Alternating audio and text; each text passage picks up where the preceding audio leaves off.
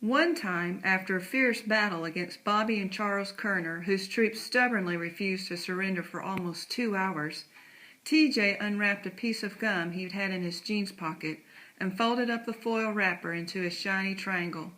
He chewed the gum for a minute and then stuck it to the foil triangle and stuck the triangle to my t-shirt. "What'd you do that for?" I asked him, filling the wet gob of gum through the fabric of my shirt.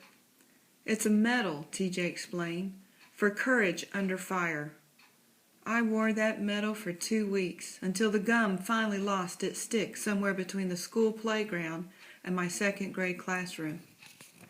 The colonel had been an Army brat too, and he loved telling the story of how the Army had lifted his father up from poverty to a good life. Papa Joe had been the fastest boy in his school, even with his shoes flopping apart. And one day he had been spotted by an Army recruiter who told him he ought to sign up for the service the minute he turned 18. So that's just what Papa Joe did. With his first paycheck, he bought his mother a new dress, the first store-bought dress she'd ever had. Every once in a while, the colonel pulled out the box of things he had saved from growing up, when he had traveled all over the place, just like we did, from this post to that one. He showed us ticket stubs from train trips through Germany and Italy, and matchbooks he had collected from restaurants in just about every American city you could think of.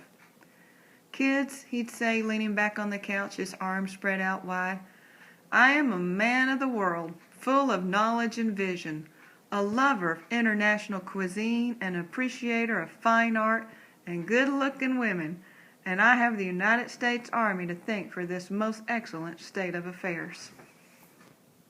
"Oh, Tom," my mother would say, laughing, the music of it all high and bubbly. Then she'd roll her eyes, acting as though she were immune to the colonel's charms. "What you are is a man who likes the sound of his own voice." "You love me, woman," the colonel would bellow. "Don't be afraid to admit it." And then he'd turn to me and TJ and say, "All the ladies love me. They can't help it." And we'd blush and giggle, and I'd think that nobody in the world had a father as outstanding as the colonel. I love the Army too, for making him exactly the way he was. You would have thought the very idea of TJ enlisting would have sent the colonel cartwheeling down Tanker Destroyer Boulevard, Fort Hood's main drag. But when the announcement came over a Sunday dinner in March, a couple of days after TJ's 18th birthday, he didn't say a word for a long time. He just looked down at his plate like the medium-rare steak staring back up at him was about to whisper the meaning of life. "Aren't you going to say anything, sir?" TJ finally asked, when the colonel's silence was starting to make us all feel nervous. It wasn't like him to shut up for any length of time. After another minute, the colonel sighed. He's a big man, 6'4", standing around in his socks. A once-upon-a-time West Point defensive tackle, a regular bruiser, so it was funny to hear him sigh like a Sunday school teacher. He began tapping his finger against the table like he was keeping time to a song playing inside his head. "The point is, son, you're going to college in 6 months." He tapped slowly at first, and then worked to a rat-tat-tat speed. "The University of Georgia, class of 1973. Then medical school. You want to enlist after that, I'll hand you the pen myself." TJ sawed at his T-bone in slow, deliberate way. "College is the coward's way out, sir. How can I go to college when guys I played football with are fighting in Vietnam? Eddie McNeil's missing in action." The colonel took a deep breath before he spoke again. I wondered if he was thinking about him who had been one of TJ's best friends when TJ was a junior and Eddie was a senior, and could do no wrong on the football field or any other place he decided to show up. He went straight from his graduation gown into an Army uniform, and a few months later shipped out to Vietnam. 2 weeks ago, the principal announced over the loudspeaker that Eddie was MIA. TJ had been as pale as a ghost when I saw him get off the bus that afternoon. And when he told me why, I wanted to say something to him. But I didn't know what to say except, he's probably okay. TJ didn't say anything in reply. He just walked inside the house and closed the door to his room behind him. You won't find Eddie when you go over there, son, the colonel finally said. You can't put yourself on a one-man mission to go find your friend in the jungle. I eyeballed TJ, trying to figure out if Eddie McNeil was his real reason for enlisting, or if he was looking for any reason to go. We had been playing war all our lives, and more than once TJ had said he'd like to get a real taste of combat, to see if he could handle it. Sometime around 10th grade, when it became clear TJ was as talented as science, the colonel started pushing medical school on him. And slowly TJ had come around to the colonel's point of view. But I would have bet money that that part of him still wanted to test his mettle in battle. Now TJ said, I want to go to Vietnam because it's the right thing to do, sir. That's the only reason. I'll go to college when I get back. Up to this point, my mother had not said a word. This was her way. She liked to let everyone else talk at first, to get what they had up in their craw out of their system before she weighed in. But now she leaned forward, her eyes rimmed in red, and said, if you want to be a hero, then go to medical school.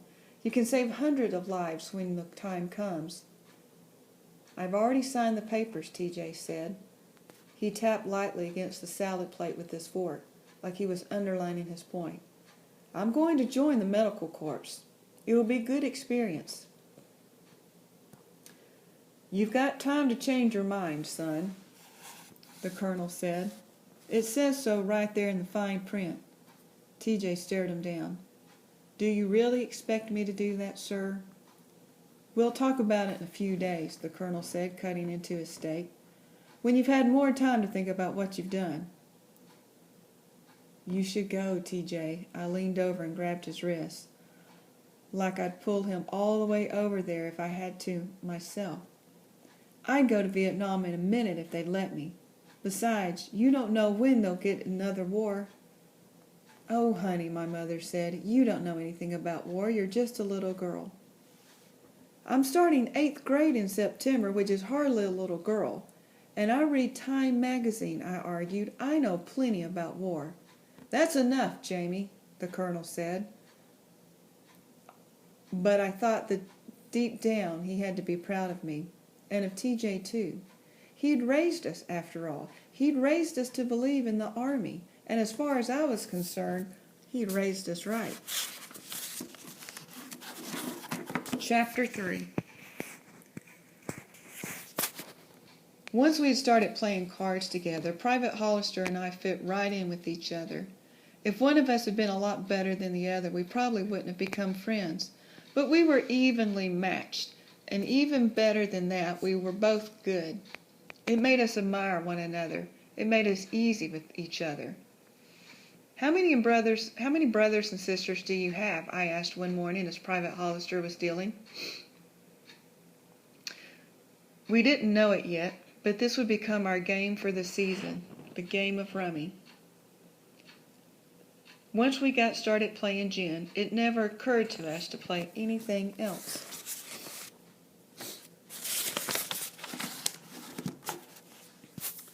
"7. All of us B's, too," he said, flipping the cards into neat piles. "Your B's?" "Like the letter B," he explained. "Becky, Brenda, Betsy, Burl, Barney, Barbara, Bitsy, and Bob." "You've got a Bitsy and a Betsy? Something wrong with that?" I picked up my cards and started sorting them out. "No, it just seems like it could get confusing, having two people with names that are so close together." "Nah," Private Hollister said, fanning out his cards and studying them. "Bitsy's about 6 foot tall, and Betsy's a tiny thing. You could never mistake them for one another." I couldn't believe how bad my hand was. The closest thing I had to anything was a pair of 2s. No runs, no 3s of a kind. It was all dead wood. I need it to make some good draws and fast. I leaned forward and took a card from the top of the deck. So who's your parents' favorite out of all the kids? I asked, happy to see that I'd picked up the 2 of clubs. I discarded an ace. My dad don't have a favorite, Private Hollister said, picking up my discard. He's pretty much lost interest in all of us. But I'm my mom's favorite, no doubt about it. Who do you think taught me how to play cards? It's because I stayed home all the time from school, acting like I was sick. I didn't much like school. Why not? Private Hollister discarded. Because school didn't much like me. Mom taught me cards when I stayed home, and I got so good she didn't mind me skipping. My brother's always been the Colonel's favorite, I said. But it's not like the Colonel doesn't like me, too. He does. He and TJ just have a special bond together. That's how it is with fathers and sons, Private Hollister said. Well, not with me and my dad, but I've seen it in a lot of other families.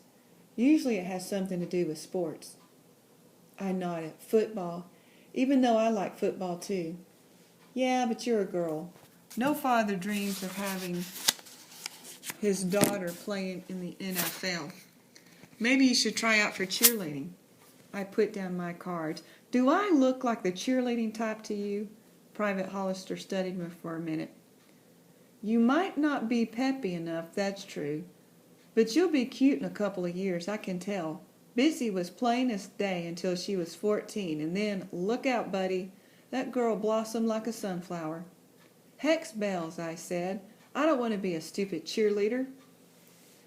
You know, I think it's against the rules to cuss in here, Private Hollister said. He checked his cards again, then knocked, signaling that he was ready to count points. Anyway, you're too young to cuss. I'll be 13 in December, I told him, for what had to be the 100th time that week. 13 is old enough for cussing. So's 12, too, for that matter. For boys, maybe, not for girls. Girls ain't supposed to cuss at all. That's a stupid rule. Either everybody cusses or nobody cusses. Well, no cussing when you've got customers, and that's a fair rule. I suppose. I laid down my hand and counted the points from my unmatched cards. I'd managed to come back from a lousy deal, but that wasn't enough to beat Private Hollister. Let's keep track of our games. You want to? Private Hollister asked.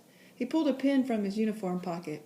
That's what me and Mom do at home, just so you knew who had the bragging rights at the end of the day. Then he looked at me and grinned. You know, I think you're working out here all right. I wasn't so sure you would at first. What do you mean? You didn't think I'd work out? I asked, indignant. Private Hollister took a second to write down our scores. Well, for one thing, you're a girl, and lots of girls couldn't handle being around GIs all the time without getting all silly and giggly and just acting dumb about it. Turned out you're not that way, but I didn't know it at the time. And B, you seem kind of young. I think because you're short or something. Or maybe it was the way you were dressed. Of course, that was before I knew you were a card shark.